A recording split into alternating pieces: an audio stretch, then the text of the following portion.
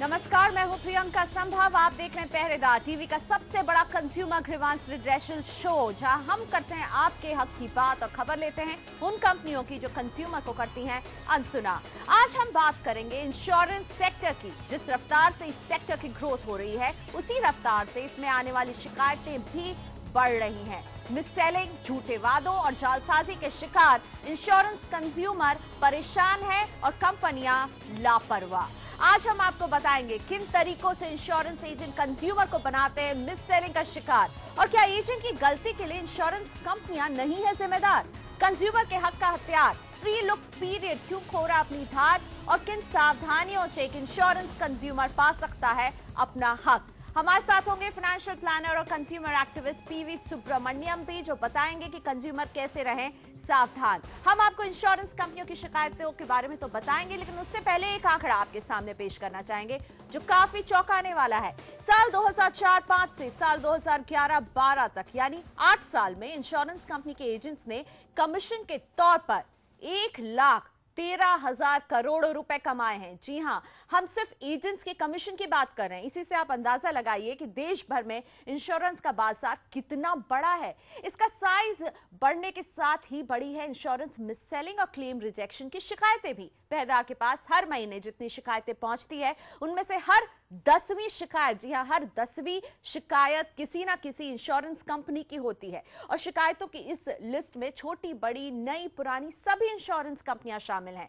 लेकिन जिन कंपनियों के खिलाफ ज्यादा शिकायतें पहरेदार को मिली हैं, उनमें सबसे ऊपर है रिलायंस लाइफ इंश्योरेंस। इसके बाद नंबर आता है एचडीएफसी लाइफ का, और तीसरे पायदान पर पहरेदार को सबसे ज्यादा शिकायतें मिल रही हैं आईसीआईसीआई प्रूडेंशियल लाइफ इंश्योरेंस की। 60% शिकायत इन्हीं 3 कंपनियों के खिलाफ है। इनके अलावा बिरला सन लाइफ, मैक्स बीपा समेत कई इंश्योरेंस कंपनियों की शिकायतें पहरेदार को लगातार मिल रही हैं। अब कुछ मामलों पर नजर जिसमें मिस सेलिंग का खेल साफ दिख रहा है। पहला केस गुवाहाटी की सुजाता देवी का, जिन्हें अपना शिकार बनाया बजाज अलियांस लाइफ इंश्योरेंस के 2 एजेंटों ने। इन एजेंटों ने सुजाता जी को एक पॉलिसी ये कहकर बेच दी कि इन्हें सिर्फ वन टाइम प्रीमियम की रकम अदा करनी है और उन्हें 15 साल तक इंश्योरेंस कवर मिलेगा। सुजाता जी ने वन टाइम प्रीमियम के तौर पर 50,000 रुपए भी दे दिए, लेकिन जब काफी दिनों तक इनके पास पॉलिसी डॉक्यूमेंट नहीं पहुंचे तो इन्होंने अपने पास के ब्रांच से पता किया और उन्हें पता चलता है कि जो पॉलिसी उन्हें बेची गई है उसके लिए उन्हें 15 साल तक 50,000 रुपए देने हैं। ये वन टाइम प्रीमियम नहीं बल्कि 15 साल तक प्रीमियम देने वाली पॉलिसी थी। और यही नहीं, एजेंटों ने धोखाधड़ी से पॉलिसी इनके भाई के नाम पर जारी कर दी और इनके भाई जो थे सुजाता जी के, वो इस पॉलिसी में नॉमिनी थे। दूसरा मामला मिस सेलिंग का, Manoj Oswal HDFC standard life insurance के एजेंट्स के झांसे में आ गए। दिल्ली के एक इंश्योरेंस ब्रोकर यूनिवेल्थ ने फोन करके उनसे झूठे वादे किए और एचडीएफसी की पॉलिसी बेच दी। मनोज जी को कहा गया कि पॉलिसी इशू होने के 45 दिन में उन्हें 2 लाख रुपए का बोनस मिलेगा, साथ ही 90 दिन के बाद वो 0% ब्याज पर 10 लाख रुपए का लोन ले सकेंगे। इस लुभावने ऑफर को देखकर मनोज जी ने 3 पॉलिसी ली और कुल 1,37,000 रुपए प्रीमियम भी अदा किए। लेकिन जब ये पीरियड बीतने पर उन्हें ना बोनस मिला ना लोन, तब वो समझ गए कि वो हुए हैं इंश्योरेंस मिस सेलिंग का शिकार। इन सारी शिकायतों को हम इन कंपनियों के सामने भी रखेंगे, लेकिन साफ तौर पर मिस सेलिंग सबसे बड़ी दिक्कत है इस सेक्टर की। मेरे साथ हैं इंश्योरेंस और पर्सनल फाइनेंस के जानकार पीवी सुब्रमण्यम, जो कंज्यूमर हितों पर काफी समय से लिख रहे हैं। सुब्रमण्यम जी, जो शिकायतें मिल रही हैं, साफ तौर पर कोई भी बोल सकता है जो हुआ इन लोगों पर, फोन किया, लोन बोनस का लालच दिया, झूठे वादे किए और पॉलिसी बेचकर गायब हो गए। एजेंट की गलती है, लेकिन क्या कंपनियां भी जिम्मेदार नहीं होंगी जिन कंपनियों के पॉलिसी बेचे गए इन लोगों को? एब्सोल्युटली, कंपनियां उतना ही जिम्मेदार हैं जितना कि एजेंट है। एजेंट तो आप पूरे चेन में देखिए, सबसे छोटा बच्चा तो वही है। आप उन लोगों को पकड़िए जिन्होंने ऐसा प्रोडक्ट्स डिज़ाइन ही किया हो जो इतना आसान है कि कोई भी मिस सेलिंग कर दें। अगर मैं टीवी खरीदता हूँ, मुझे पता है कि उसमें कपड़ा नहीं धोया जा सकता, लेकिन आप इंश्योरेंस खरीद रहे हो और उसमें आप सुन रहे हो कि 90 दिन में आपको बोनस मिलने वाला है, फिर आपको लोन मिलने वाला है। ऐसी कोई प्रोडक्ट हो ही नहीं सकती है ना। लेकिन अगर एजेंट ने झूठ बोलकर बेच दिया है और कंपनी तक ये बात रखी जाए तो कंपनी भी जिम्मेदारी नहीं लेती, कहती है एजेंट ने बेच दिया है, वो एजेंट हमारे पेरोल में नहीं है या वो वहां चला गया है, अब हम क्या करें। और क्या करें हम? क्या हम गलत पॉलिसी के साथ बैठे रहें? नहीं नहीं, बट आप आईआरडीए एक्ट देखोगे तो एजेंट उतना ही जिम्मेदार है जितना कंपनी का पेड एम्प्लॉई। एजेंट कंपनी की तरफ से आता है, आप देखिए ना, उसका नाम ही एजेंट है। एजेंट किसका है? वो उसी कंपनी का एजेंट है जिसका वो प्रोडक्ट लाता है। तो अगर वो प्रोडक्ट ला रहा है तो कंपनी की तरफ से वो जो भी बोलता है वो कंपनी की तरफ से बोलता है, तो कंपनी उसके लिए पूरा पूरा जिम्मेदार है। कंपनी जिम्मेदार हैं लेकिन कंपनियां पलड़ा झाड़ रही हैं। लेकिन क्या कंपनियां पॉलिसी इशू करने के पहले, सुब्रमण्यम जी, कंज्यूमर को फोन करके क्रॉस चेक नहीं कर सकती हैं? एक ये रास्ता हो सकता है इस प्रॉब्लम को टैकल करने का। नहीं, दो तीन चीज़ें होनी चाहिए। एक तो जो ग्राहक खरीद रहा है उसको पता होना चाहिए कि इंश्योरेंस काफ़ी कॉम्प्लिकेटेड प्रोडक्ट है और फॉर्म खुद भरें। ऐसा नहीं हो सकता है कि फॉर्म में सिर्फ साइन करके आप ब्लैंक फॉर्म दे दो। अभी जिस लेडी ने ख़रीदा है उसके भाई के नाम पे अगर इंश्योरेंस पॉलिसी दिया गया है, इसका ये साफ साफ मतलब निकलता है कि फॉर्म उस एजेंट ने भरा है और इस लेडी ने सिर्फ साइन किया है। आप अपना नाम और पता और डेट ऑफ बर्थ भी नहीं भरना चाहते हो, ये गलत है ना। बिल्कुल, यानी कंज्यूमर को भी पहला कदम उठाना होगा, जागरूक रहना होगा कि वो अपना काम खुद कर रहे हो, लेकिन फिर भी मिस सेलिंग के शिकार हो रहे हैं कंज्यूमर। और एक हथियार है फ्री लुक पीरियड का, एक ब्रीथिंग पीरियड है, लेकिन ये हथियार भी कहीं ना कहीं अपनी धार खोता जा रहा है, क्योंकि हमें नजर आ रहा है कि जब मिस सेलिंग होती है एक प्रोडक्ट की, तो ये मिस सेल करने वाला एजेंट और कहीं ना कहीं कंपनी के बीच में एक साठ गांठ भी दिखने को मिलता है। क्योंकि एक केस हमारे पास पहुंचा है रिलायंस लाइफ इंश्योरेंस का। दीप्ति कुमार थी, इन्होंने अक्टूबर 2012 में एक एजेंट का फोन कॉल आता है कि आप फला पॉलिसी खरीद लीजिए।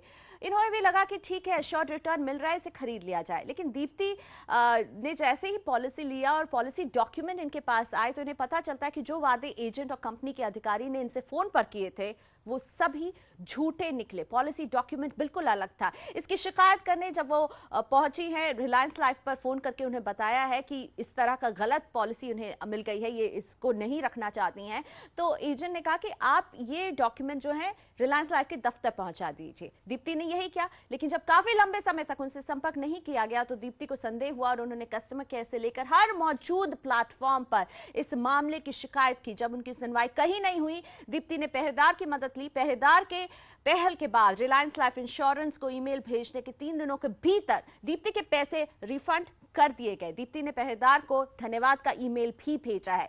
दीप्ति कुमार को तो पैसे रिफंड हो गए, लेकिन देश भर में लाखों इंश्योरेंस कस्टमर ऐसे हैं जो अभी भी इंसाफ का इंतजार कर रहे हैं। और न सिर्फ वो कस्टमर बल्कि पहरेदार भी जानना चाहता है कि आखिर इंश्योरेंस कंपनियां ये सुनिश्चित क्यों नहीं करती कि उनके कर्मचारी या एजेंट किसी कंज्यूमर को प्रोडक्ट मिस सेल ना करे, और क्यों किसी कंज्यूमर को फ्री लुक पीरियड में पॉलिसी रिटर्न करने के बाद भी 6 महीने से ज्यादा का इंतजार करना पड़ता है रिफंड के लिए। और पहरेदार के पहल के बाद ही रिलायंस लाइफ जागती है और उस कस्टमर को रिफंड देती है। ये काम वो 6 महीने पहले भी जाकर कर सकती थी, जब कंज्यूमर उस दायरे में ही उस पॉलिसी को लौटाना चाह रहा था, लेकिन नहीं, शायद किसी को परवाह ही नहीं है। पहरेदार में वक्त हो गया है ब्रेक का। ब्रेक के बाद इंश्योरेंस सेक्टर की गड़बड़ी के शिकार 2 कंज्यूमर की कहानी आपके सामने हम रखने वाले हैं।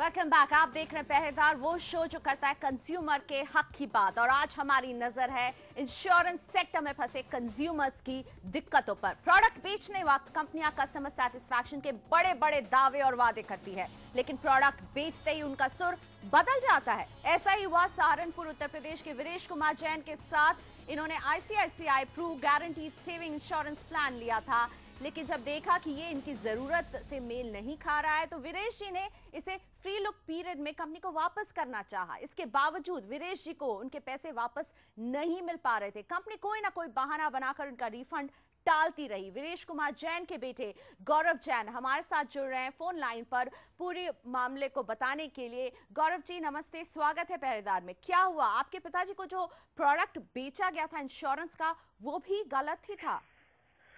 एक ICICI प्रूडेंशियल की पॉलिसी मेरे फादर की मैच्योर हुई थी, जिसके मैच्योरिटी के टाइम पर ICICI प्रूडेंशियल के रिप्रेजेंटेटिव मिस्टर गोस्वामी हमारे घर पर आए और उन्होंने हमसे बोला कि आपके इस अमाउंट के साथ आपको एक 15,000 रुपए का चेक देना है, जो आपको 10% के गारंटेड रिटर्न पर एक प्लान दिया जाएगा जो 3 साल के बाद मैच्योर हो जाएगा। जी।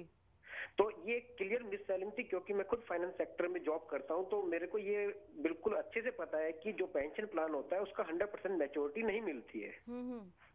तो ये मिस सेलिंग जब मेरे को पता लगी तो मैंने आईसीआईसीआई प्रूडेंशियल को कांटेक्ट करने की कोशिश की और मालूम किया कि एक्चुअल में क्या प्लान मेरे फादर को दिया गया है। और आपको ये लगा कि ये प्लान बिल्कुल भी आपके पिताजी को सूट नहीं कर रहा है और आप इसे वापस करना चाह रहे थे और आपको कई दिक्कतें का सामना करना पड़ा, क्योंकि उनकी उम्र 60 साल है और 60 साल की उम्र में जो पेंशन प्लान मैच्योर हो रहा है उस समय पर नई पॉलिसी देने का कोई औचित्य मेरे को नजर नहीं आता है। बिल्कुल, तो गलती पकड़ ली, लेकिन इस गलती को पकड़ने के बाद जब आप पैसे वापस चाह रहे थे, इस पॉलिसी की जानकारी चाहते, तो कितनी दिक्कत हुई आपको गौरव? लगातार आईसीआईसीआई प्रूडेंशियल को कांटेक्ट करता रहा, लेकिन जब भी मैं उनको कांटेक्ट करता था वो मेरे को 10-15 दिन में एक छोटा सा रिप्लाई करते थे। फिर उस पर जब मैं रिप्लाई करता था मेरे को अगेन 20-25 डेज का वेट करना पड़ता था। तो कोई भी कंक्लूजन किसी तरह का वहां पर नहीं निकल पा रहा था। जब मेरे को लगा कि अब मैं फंस चुका हूं, मेरा किसी भी तरीके से निवारण इस समस्या का नहीं हो रहा है, तो मैंने पहरेदार टीम को उस मेल में साथ में लिया जिसमें पहरेदार टीम ने उनको फॉलो करना स्टार्ट किया जी। उसके बाद मेरे को धीरे धीरे उनके रिप्लाई आने स्टार्ट हुए जिसमें कुछ कंक्लूजन निकलना स्टार्ट हुआ। लेकिन आप लगातार उनको अप्रैल से चेस कर रहे थे, उसका कोई भी निष्कर्ष नहीं निकल रहा था। पहरेदार की पहल के बाद आईसीआईसीआई प्रू का रुख बदला। उन्होंने कुछ मेल में रिप्लाई थोड़ा फास्ट किया, अदरवाइज तो मेरे को एक मेल के लिए 10-10, 15-15 दिन का वेट करना पड़ रहा था। पहरेदार के इंटरवेंशन के बाद उनका रिप्लाई फास्ट हुआ और लगातार फॉलो अप के बाद जब पहरेदार भी उनको फॉलो करते रहे तो उन्होंने मेरे को बताया कि आपका पुरानी पॉलिसी से कोई मतलब इस पॉलिसी का नहीं है, ये 15,000 रुपए की नई पॉलिसी है जो कि प्योर मिस सेलिंग है। बिल्कुल, एक नई पॉलिसी बेच दी और एजेंट ने तो अपना कमीशन कमा लिया। शुक्रिया गौरव जैन हमसे बात करने के लिए। इन्होंने अपने पिताजी को एक खराब पॉलिसी, यानी ऐसी पॉलिसी जिसकी उन्हें जरूरत नहीं थी, उससे तो बचा लिया, लेकिन काफी पापड़ बेलने पड़े वीरेश जैन को और इनके पिताजी को। इसको लौटाने में उन्हें आखिरकार पहरेदार की ही मदद लेनी पड़ी। यहां हम आपको बता दें कि आईसीआईसीआई प्रूडेंशियल ने अभी तक हमें कोई भी आधिकारिक जवाब नहीं दिया है, लेकिन जी हां, गौरव जैन तक समाधान पहुंचा है। लेकिन यह समाधान तभी पहुंचता है जब पहरेदार जैसे प्लेटफॉर्म में इस तरह की शिकायतें सामने आती हैं। मेरे साथ हैं पीवी सुब्रमण्यम, जो इंश्योरेंस मामलों पर लगातार लिखते आए हैं कंज्यूमर के हक के लिए। सुब्रमण्यम जी, आपके सामने गौरव जैन का केस है। मिस सेलिंग होती है, मिस सेलिंग जब पकड़ में आती है, कंपनी के चक्कर लगा रहे हैं पैसे वापस करने के लिए, पॉलिसी वापस करने के लिए, तब भी कुछ नहीं हो रहा है। यानी दो पायदान, एक मिस सेलिंग हो रही है और फिर जब कंपनी के पास केस पहुंच रहा है तब भी बहुत ढीला रवैया। क्या हमारे रेगुलेशन में इतने सारे लूप होल्स हैं कि इसलिए कंपनियों का रवैया भी इतना ढीला है?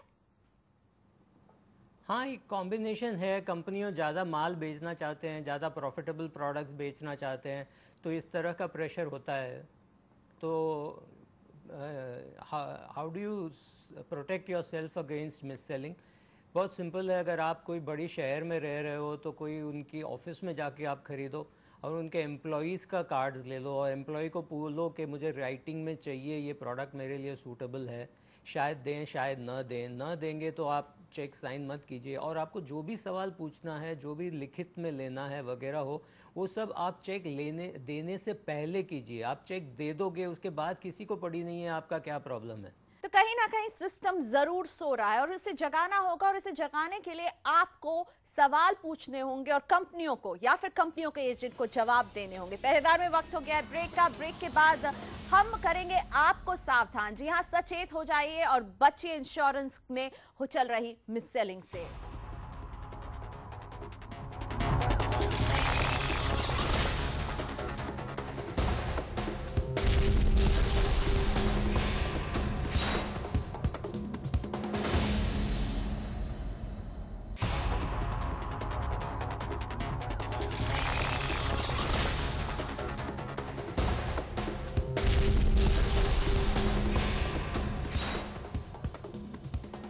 Welcome back. आप देख रहे हैं पहरेदार, कंज्यूमर को उसका हक दिलाने की मुहिम जारी है। आज हमारी नजर है इंश्योरेंस सेक्टर में चल रहे गोरख धंधे पर। कंपनियों को चाहिए बिजनेस, लेकिन ये बिजनेस वो कंज्यूमर के हकों को ताक पर रखकर कमा रही हैं। इंश्योरेंस सेक्टर में एक और बड़ी दिक्कत क्लेम सेटलमेंट की, फिर चाहे वो लाइफ इंश्योरेंस का मामला हो, जनरल इंश्योरेंस का हो या हेल्थ इंश्योरेंस का हो। पहरेदार को क्लेम सेटलमेंट में दिक्कत की शिकायत मिली है ओरिएंटल इंश्योरेंस कंपनी के खिलाफ, जिसे भेजा है लखनऊ के डॉक्टर पीयूष मित्तल ने। पीयूष जी ने 15 साल से ओरिएंटल की मेडिक्लेम पॉलिसी के कंज्यूमर रहे, समय से प्रीमियम अदा करते रहे, लेकिन जब इन्हें क्लेम लेने की जरूरत पड़ी तो कंपनी ने इनका साथ नहीं दिया। जब इन्हें ये एक हादसे के शिकार हुए और तब इनके सामने ओरिएंटल का एक एंटी कंज्यूमर चेहरा सामने आया। अपनी आप बीती बताने के लिए हमारे साथ हैं doctor Piyush Mittal phone line पर। डॉक्टर मित्तल, स्वागत है। बहुत ही भयानक एक्सीडेंट से आप गुजरे, लेकिन उस एक्सीडेंट के दर्द के बाद जब आप अपने क्लेम को हासिल करने की कवायद में जुटे थे तब भी काफी तकलीफ हुई है आपको। जब मैंने क्लेम फाइल किया तो कंपनी का रवैया ऐसा था कि शायद मैं कोई गलत काम कर रहा हूं और मैं इतना परेशान हो गया कि मैंने कहा कि अगर आप नहीं क्लेम देना चाहते हैं तो ना दीजिए, लेकिन हर चीज के लिए मुझे परेशान नहीं करिए। उनके टीपीए फोन भी नहीं उठाते हैं और हर बात जब भी कंप्लेंट करिए तो कोई एक नया आदमी जवाब देता है जिसको आप केस पूरा का पूरा फिर से समझाइए और करते कुछ है नहीं। बाद में मुझे ये पता चला कि अगर ये कैशलेस क्लेम वाले हॉस्पिटल में होते हम तो हमें क्लेम सेटल करने में कोई प्रॉब्लम नहीं होती, क्योंकि ईपीएस का हॉस्पिटल्स के साथ नेक्सस है जिसके थ्रू वो जो पेमेंट चाहते हैं क्लाइंट इसलिए साइन कर देता है कि उसकी जेब से कुछ जा नहीं रहा है। लेकिन अनफॉर्चुनेटली हम एक्सीडेंट के बाद एक सरकारी अस्पताल में हमने इलाज कराया और अपने खर्चे का एक बहुत ही छोटा हिस्सा जिसकी रसीदें इकट्ठी कर पाए उतने के लिए फाइल किया और तब भी वो हमें दौड़ा रहे हैं। बिल्कुल। और आपका जो टीपीए है एमडी इंडिया हेल्थ केयर, इसने भी आपकी कोई ज्यादा मदद नहीं की, बल्कि उसका जोर ज्यादा था कि क्लेम कैसे रिजेक्ट किया जाए।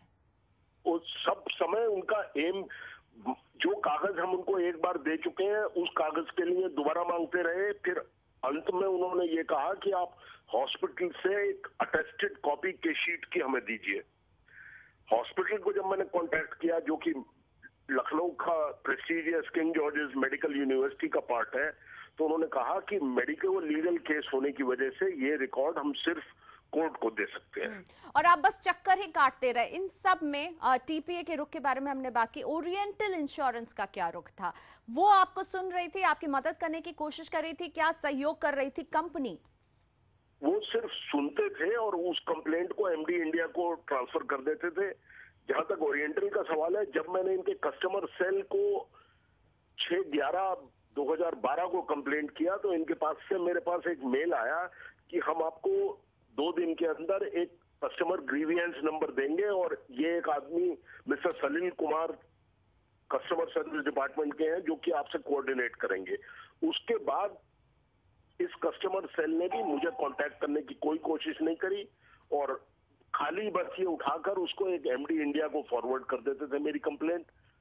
तो जनवरी 2012 में एक्सीडेंट हुआ है और आप करीब फरवरी मार्च से इनके पीछे भाग रहे हैं, और क्या निष्कर्ष निकल रहा है? आपको अभी तक क्लेम का एक हिस्सा जो है नहीं ही मिला है। क्या करेंगे आप? आपके पास ओम्बुड्समैन का रास्ता रहता, क्या आप ओम्बुड्समैन के पास गए, इंश्योरेंस ओम्बुड्समैन के पास? नहीं, मुझे ये बताया गया कि इंश्योरेंस ओम्बुड्समैन के पास जाने से पहले मुझे इनके कस्टमर सेल को कंप्लेंट करना चाहिए, और इन लोगों ने भी जो मैंने कंप्लेंट की थी उसको इंश्योरेंस ओम्बुड्समैन जो लखनऊ में है उनको मार्क किया, लेकिन उनके पास से भी मेरे पास कोई जवाब नहीं आया। और मैं कुल मिलाकर इतना परेशान था कि जो मेरा दूसरा ऑपरेशन हुआ, मेरे 6 हड्डी में से 1 हड्डी दोबारा टूट गई, उसके लिए मैं दोबारा ऑपरेट हुआ और मुझे लगा कि इतनी ज्यादा बेइज्जती हो रही है कि मैंने दूसरा क्लेम फाइल भी नहीं किया। शुक्रिया डॉक्टर मित्तल हमसे बात करने के लिए। यहाँ पे मैं सुब्रमण्यम जी आपको लाना चाहूंगी। आपने सुना मित्तल जी की पूरी कहानी। इन्होंने एक लाइन का इस्तेमाल किया कि मुझे ऐसा लग रहा था, मैं बेइज्जती महसूस कर रहा था। जो इनकी रीडू सर्जरी उसका उन्होंने फिर क्लेम भी नहीं मांगा। क्या कंपनियों को इस तरह का हक है कि जब एक आदमी मुश्किल घड़ी में क्लेम मांगने जा रहा है तो उसके साथ इस तरह का व्यवहार करे कि वो फील करे कि वो शायद झूठ बोल रहा है या कुछ गलत पैसे मांग रहा है? देखिए, पहले तो ये सरकारी कंपनी है तो इनको बिजनेस के बारे में बहुत पड़ी नहीं है, तो आपको उनके पास धंधा देना है तो नहीं तो मत दो। वो एटीट्यूड है कस्टमर की ओर कि आपको आना है तो आओ, नहीं आना है तो मत आओ। दूसरी बात यह है, इनको पहला अपना एजेंट को ढूंढना चाहिए कि एजेंट क्या कर रहा है, क्योंकि ये जो मेडिकल इंश्योरेंस है काफ़ी कॉम्प्लिकेटेड है और सिर्फ एजेंट जानता है क्या क्या पेपर्स होने चाहिए। उसके बाद एमडी इंडिया का जवाबदारी है, उसके बाद ओरिएंटल इंश्योरेंस का। अगर ओरिएंटल इंश्योरेंस का ग्रीवेंस सेल कुछ नहीं कर रहा है तो इनका हक बनता है कि ओम्बड्समैन के पास जाएं। ये तो खुद डॉक्टर हैं और सब जगह जा चुके हैं और अभी सब कुछ कर चुके हैं। अभी मेरे ख्याल से इनको नेक्स्ट आरटीआई फाइल करके देखना पड़ेगा ओरिएंटल इंश्योरेंस में ये केस क्यों अटका पड़ा है। अब बार बार करें कंज्यूमर को जागना होगा, कंज्यूमर को जागना होगा, तो कंज्यूमर को जागने के लिए किन बातों का ध्यान रखना है अगर वो इंश्योरेंस पॉलिसी खरीदने जा रहा है? अगर वो इंश्योरेंस पॉलिसी खरीदने जा रहा है तो पहली बात यह है कि वो सिर्फ टर्म इंश्योरेंस खरीदें। टर्म इंश्योरेंस वो होती है जब आपकी मौत होगी तो आपके नॉमिनी को ही पैसा मिलेगा, इसमें नहीं तो और कुछ नहीं मिलेगा। ये सबसे सस्ती पॉलिसी होती है, इसमें 10-1 लाख रुपए का इंश्योरेंस आपको सालाना 3,000-4,000 के प्रीमियम में मिल जाना चाहिए अगर आप 28-30 साल के हो तो सिर्फ टर्म इंश्योरेंस खरीदें। दूसरी बात यह है कि फॉर्म खुद भरें, अपना नाम, पता, आपकी जो पूर्वजों के बारे में पूछा जाएगा, अपने माता पिता के इलनेस के बारे में पूछा जाएगा, वो सब आप खुद अपने हाथ से भरें। आपकी कोई बीमारी हो वो सब आप खुद भरें। ये सब कुछ आपको पता है, सिर्फ आप ही को पता है, ये सब आप ही को भरना पड़ेगा।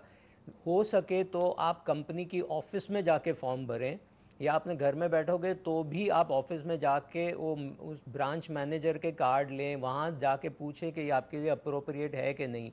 ये जो बताते हैं आपको कि 1 टाइम प्रीमियम है तो आप लिखित में ले लें कि इसका प्रीमियम एक ही बार भरना होगा।